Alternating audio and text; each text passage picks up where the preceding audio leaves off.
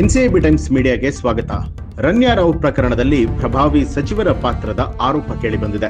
BJP ಹಾಗೂ ಕಾಂಗ್ರೆಸ್ ನಡುವೆ ಜಟಾಪಟಿ ಶುರುವಾಗಿದೆ.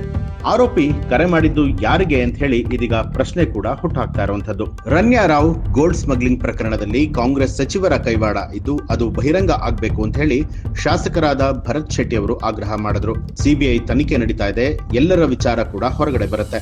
ಆಕೆಗೆ ಸೈಟ್ ಕೊಟ್ಟಿರುವಂತಹ ಆರೋಪ ಕೂಡ ಇದೆ. ಲೀಗಲ್ ಆಗಿ ಅಪ್ಲೈ ಮಾಡಿದಾರಾ ಅಥವಾ ಭ್ರಷ್ಟಾಚಾರ ನಡೆದಿದೆಯಾ ಅನ್ನುವಂಥದ್ರ ಬಗ್ಗೆ ಕೂಡ ತನಿಖೆ ಆಗ್ಬೇಕು ಅಂತ ಹೇಳಿ ಆಗ್ರಹ ಮಾಡಿದ್ರು. ಆದರೆ ಸಚಿವರಾದ ಚಲುವರಾಯಸ್ವಾಮಿ ಈ ಆರೋಪವನ್ನ ತಳ್ಳಿ ಹಾಕಿದ್ದಾರೆ. ಕಾಂಗ್ರೆಸ್ ಪ್ರಭಾವಿ ಸಚಿವರುಗಳಿಗೆ ರನ್ಯಾ ರಾವ್ ಫೋನ್ ಕರೆಯನ್ನ ಮಾಡಿದ್ದಾರೆ. ಅದು ಬಹಿರಂಗ ಆಗ್ಲಿ. 3 ಸಚಿವರ ಸಂಪರ್ಕದ ಬಗ್ಗೆ ಕೂಡ ಸಾರ್ವಜನಿಕವಾಗಿ ಮಾತನಾಡಿದ್ದಾರೆ. ಆಕೆಗೆ ಸೈಟ್ ಕೊಟ್ಟಿರುವಂತಹ ಆರೋಪ ಇರುವಂತದ್ದು ಅದು ಬೇಗ ಪ್ರೋಸೆಸ್ ಆಗಿದೆ.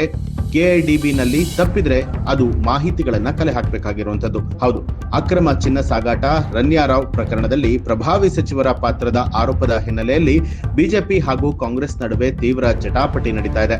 ಕಾಂಗ್ರೆಸ್ ಪ್ರಭಾವಿ ಸಚಿವರಿಗೆ ರನ್ಯಾ ರಾವ್ ಫೋನ್ ಕರೆಯನ್ನ ಮಾಡಿದ್ದಾರೆ. ಅದು ಬಹಿರಂಗ ಆಗಲಿ ಅಂತ ಹೇಳಿ ಬಿಜೆಪಿ ಶಾಸಕರು ಆಗ್ರಹ ಕೂಡ ಮಾಡ್ತಿದ್ದಾರೆ. ವಿಧಾನಸೌಧದಲ್ಲಿ ಈ ಬಗ್ಗೆ ಮಾತನಾಡಿದಂತಹ ಬಿಜೆಪಿ ಶಾಸಕ ಭರತ್ ಶೆಟ್ಟಿ ಅವರು, ಇದೊಂದು ಕ್ರಿಮಿನಲ್ ಕೇಸ್. ಕಾಂಗ್ರೆಸ್ ಸಚಿವರಿಗೆ ರನ್ಯಾ ರಾವ್ ಕರೆ ಮಾಡಿದ್ದಾಳೆ ಅನ್ನುವಂಥದ್ದು ಗೊತ್ತಾಗಿದೆ. 3 ಸಚಿವರ ಸಂಪರ್ಕದ ಬಗ್ಗೆ ಕೂಡ ಸಾರ್ವಜನಿಕವಾಗಿ ಮಾತನಾಡಿದ್ದಾರೆ. ಸಿಬಿಐ ತನಿಖೆ ನಡೀತಾ ಇದೆ, ಎಲ್ಲರ ವಿಚಾರ ಕೂಡ ಇದರಿಂದ ಹೊರಗಡೆ ಬರುತ್ತೆ ಅಂತಲೂ ಕೂಡ ಹೇಳಲಾಗ್ತಾ ಇರುವಂತದ್ದು.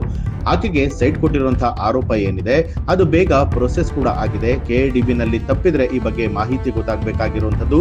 ಲೀಗಲ್ ಆಗಿ ಅಪ್ಲೈ ಮಾಡಿದ್ರೆ ಅದು ಪ್ರೊಸೆಸ್ ಆಗಿರುತ್ತೆ. ಅದ್ರಲ್ಲಿ ಏನಾದ್ರೂ ಭ್ರಷ್ಟಾಚಾರ ಆಗಿದ್ರೆ ಈ ಬಗ್ಗೆ ಖಂಡಿತವಾಗಿಯೂ ತನಿಖೆಯನ್ನ ಮಾಡಲೇಬೇಕು ಅಂತ ಹೇಳಿ ಭರತ್ ಶೆಟ್ಟಿ ಅವರು ಹೇಳಿದ್ದಾರೆ. ಈ ಒಂದು ಮಾಹಿತಿ ನಿಮ್ಗೆ ಇಷ್ಟ ಆಗಿದ್ರೆ ಏನನ್ನಿಸ್ತು ಅನ್ನೋದನ್ನ ಕಮೆಂಟ್ ಮಾಡಿ ತಿಳಿಸಿ.